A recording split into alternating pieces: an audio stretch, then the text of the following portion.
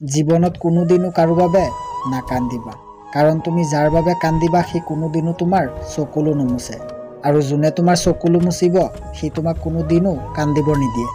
পুৰণা হ'ল বুলিয়ে গছজোপা কাটি নেপেলাবা, ফল নিদিলেও ছাঁ দিব।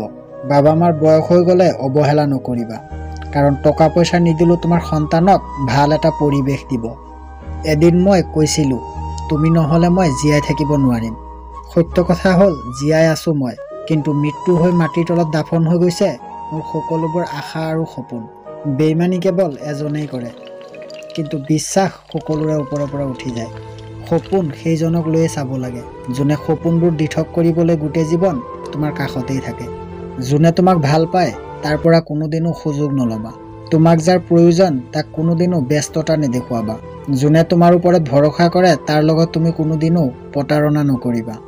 টকা ভৰ্তি হৈ থকা পকেটে মাজে সময়ে বহুত বেয়া জেগালৈ লৈ যায়, কিন্তু খালী পকেটে জীৱনত বহুত কিবা কিবি শিক্ষা দি থৈ যায়। পানীত নানামিলে যেনেকৈ সাঁতুৰিব নোৱাৰা, ঠিক তেনেদৰে জীৱনত বেয়া সময় নাহালৈকে মানুহ চিনি পোৱা নাযায়। যোনে তোমাক মনত ৰাখে তাক কেতিয়াও পাহৰি নাযাবা। যেতিয়া কোনোবাই বুজি পাব যে তুমি তাৰ বাবেই পাগল, তেতিয়া তোমাৰ মাজত আনি দিব সি অৱহেলাৰ সাগৰ।